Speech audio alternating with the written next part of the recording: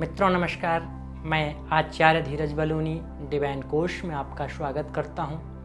आजकल पुरुषोत्तम मास चल रहा है। शास्त्रों के अनुसार इस मास में भगवान विष्णु की कथा करने या श्रवण करने से बहुत पुण्य की प्राप्ति होती है।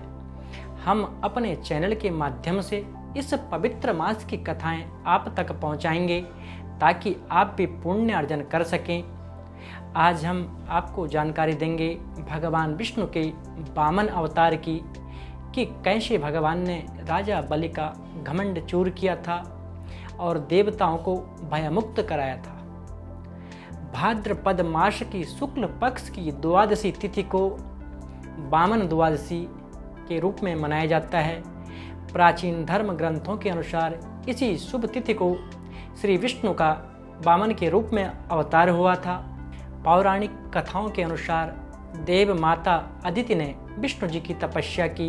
उनकी तपस्या से प्रसन्न होकर विष्णु ने उन्हें वरदान दिया कि वे अदिति के पुत्र के रूप में जन्म लेकर देवताओं को राजा बलि के भय से मुक्त करेंगे। एक बार दैत्यराज बलि ने इंद्र को परास्त कर स्वर्ग पर अधिकार कर लिया। पराजित इंद्र की दयनीय स्थिति को देखते हुए उनकी मां अदिति बहुत दुखी हुई।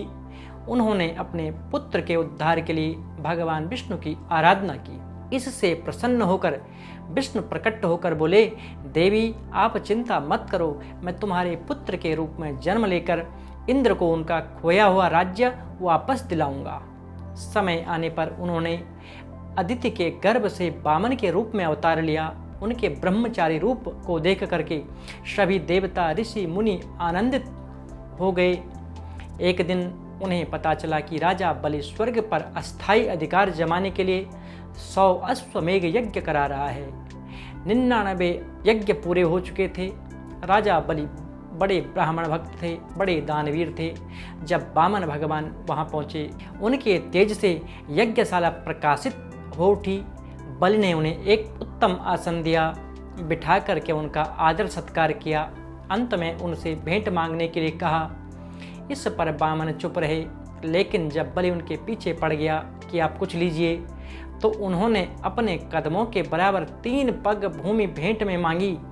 बलि ने कहा, बस इतनी छोटी सी बात और आपने इतना समय मांगने में लगाया। लेकिन वामन भगवान ने कहा, देख लो, मुझे तो बस यही चाहिए।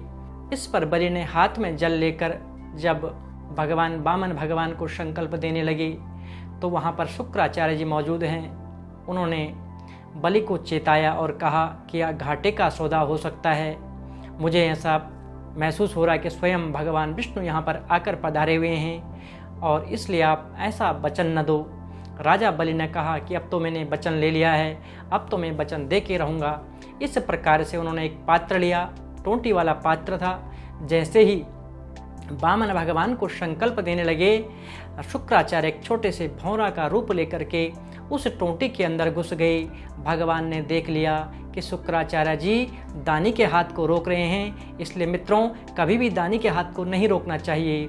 शुक्राचार्य जब दानी के हाथ को रोकने लगे तो भगवान ने एक छोटा सा तिनका लेकर उस टोंटी में डाला और शुक्राचार्य जी एक आंख से अंधे हो गए। इस प्रकार से जब राजा बलि ने उनको संकल्प दिया, तो जब भगवान ने अपना विराट स्वरूप ले लिया, पहले पग में संपूर्ण पृथ्वी को नाप लिया, दूसरे पग से संपूर्ण स्वर्ग को नाप लिया, तीसरे पग के लिए राजा बलि ने अपना मस्तक आगे कर दिया। वह बोला, प्रभु संपत्ति का मालिक बड़ा होता है या संपत्ति बड़ी होती है?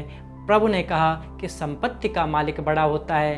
तो राजा बलि कहता है, तीसरा पग मेरे मस्तक पर रख दीजिए। सब कुछ गंवा चुके बलि को अपने वचन से न फिरते देख वामन प्रसन्न हो गए। उन्होंने ऐसा ही किया। बाद में उसे पाताल लोक का अधिपति बना दिया और देवताओं को उनके भय से मुक्ति दिलाई। मित्रों, आज हमने आपको पुरुषोत्तम मास के उपलक्ष्य में वामन भगवान की कथा सुनाई।